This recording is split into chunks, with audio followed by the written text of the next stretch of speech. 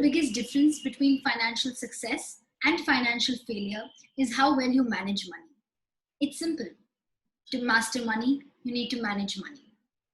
This quote by Harv Eker really makes me think about the importance of financial literacy. When we talk about finance, everyone has but one goal: to be financially well off. And while there are hundreds of people promising to double your money in 21 days, in the end, the decision is yours. Given how important financial skills are to navigating life, it's very surprising schools don't teach children about money. The lack of financial education leaves children clueless about how to manage their money. In today's episode, we are going to be joined by Rushina from Rupiko, who is going to be teaching us some skills and habits to develop at a young age with respect to personal wealth management. Hi Rushina, thank you so much for joining us. Hi Aashi, thank you for having me. Okay, so we are going to be talking about personal wealth management and financial literacy today. But before we start, why don't you quickly introduce yourself? Yeah, so I'm from Mumbai and I completed my chartered accountancy course 4 years ago. And post that, I was working in a corporate for some time.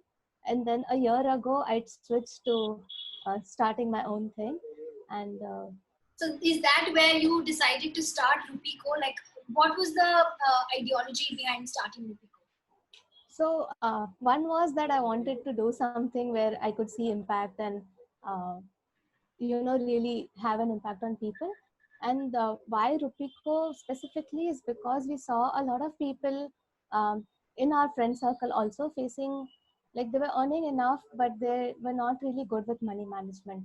And this is also one subject that we are not really taught in schools or colleges or anywhere. So there is that gap, and there's statistics saying that around 76% of Indian adults are still don't understand the basic financial concepts. So we really wanted to address this, and both Komal is my partner here, both of us understood these basics and we liked simplifying things for young people, and that's how we started Rupiko. So do you think concepts as as complex as the ones that you deal with, do you think they can be taught to children? Yes, really. Like they are not really difficult concepts. Like some of them are, uh, like we already a lot of young kids have those habits inculcated in them. It's just that if it is not there, then it becomes a problem growing old and having to inculcate them further on in life. So you believe that starting young is the best way to go? It is definitely the best way to go. All right. So Rushina, why don't you quickly share with us some interesting habits that one should develop at a young age with respect to personal wealth management? Yeah, so a few things are there. So one would be tracking your expenses. And we know a lot of kids already do that. When they receive their pocket money, they have a small notebook where they'll track all their expenses, where they're spending. But if that is not there, then probably this is a good habit to start off with. And going forward in life also, it makes a lot of sense to have that database to say, because then it reflects on your lifestyle and how you're spending your money. And yeah, so if in case it doesn't align with the kind of lifestyle you imagine to have and how you're spending, probably there's a scope to tweak it and work on it. Definitely, and I think it also helps with just general, organization skills as well. You know where you're spending your money, then you can manage it accordingly. Yes, definitely. Like, okay, so that's definitely a great input. Is there anything else that you'd like to share with us? Then there are certain concepts which everybody should understand right from the beginning. So one is, like you mentioned, compound interest. Uh, Compound interest, they say, is the eighth wonder of the world. So it's very easy to understand, and we probably would have learned the mathematical formula in school, like what is simple interest, what is compound interest. But to know how it makes an impact is one thing to know. To explain it briefly, it's like a snowball effect. So when the snowball starts rolling, it's really small, but over time you know how large it can get. And so compound interest is something similar to that. So how do how do we go about this? Like, what exactly is there to know in compounding other than the mathematical formula that we're taught in school? Yeah. So one thing is there is a difference between saving and investing. So the principle of compound interest comes into when we talk about investing, and the whole idea is if you invest for a long time and over a long term, your interest keeps growing, and that is something that really makes an impact on your wealth. So that is from the investment perspective. And also, while we are using credit cards, say if somebody gets a credit card early on in life, and if they're not paying it on time, again the compound interest works in a reverse way there. And if we don't understand, we end up paying compound interest instead of earning compound interest. So you were talking about compounding and understanding the importance of compounding. So what should one look out for when they are investing? Yeah, so basically from early on, once you start investing in places which will give you compound interest. And for example, mutual funds are a very great place to start with. So, and similarly, one should not fall into a debt trap where this end up paying compound interest. And that's why one has to be very careful with credit cards. So we already know two important things to keep in mind while managing our own funds. What's the next thing to keep in mind?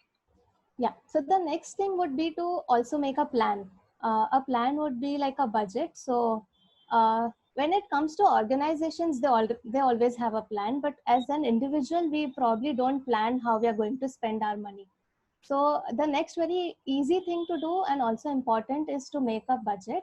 And again, that can be done. So these days there are a lot of apps which will help you to form a budget and put categories to the kind of expenditures you're making. So it's easy to start off with, and making a budget will just give you an idea of where you're heading to. So at any given point of time, you know how much money you still have to spend, and if you're going overboard, you know how to cut back on it. So I think I definitely need to try that. It's going to be really useful for me. All right, so that's the next thing, and that's a very important tip that you've just given us. Anything else to look out for? The last thing that I want to say is that it's very important to start learning and educating ourselves on our own, because again, when we ask people how do they learn about money management, a lot of them say it's from their parents. And I'm sure parents give the right information, but there are times when there is a gap even there, because there's so many new products coming out every day, and everything is updating so quickly. So even in the investment world, there are a lot more products than what our parents would have invested in back then. So it's important to learn on our own, and there are, like, if you go on Google, there are great sources to learn from. So it's important to start learning on our own, and uh, take it in our hands to manage our own money rather than relying it on someone. Definitely. Are there any sources, any websites that you could recommend to anyone who's just starting out? One place to start off with, to just subscribe with the Rupiko newsletter, because we also send out weekly newsletters explaining basic financial concepts. And there are also a lot of YouTube videos too. Just if you go on and Google compound interest or anything, there are good YouTube videos explaining these concepts in really simple terms. And the other websites, like the Zerodha website, has a lot of modules on personal finance. So that again is a good place to start off with. All right. Thank you so much, Rushina. I'm sure there's so much to learn when we're talking about financial literacy, but I think this is a great way to start. And the websites and all the tips that you've shared with us, I am so sure that it's going to help everyone who's watching us. So thank you once again for joining us. It was a pleasure having you. I'm glad I'm here. So thanks a lot, Aashi. Thank you so much for joining. I am Aashi, and I'll be back next week with another episode of Skill Speak with Aashi. Till then, keep upskilling.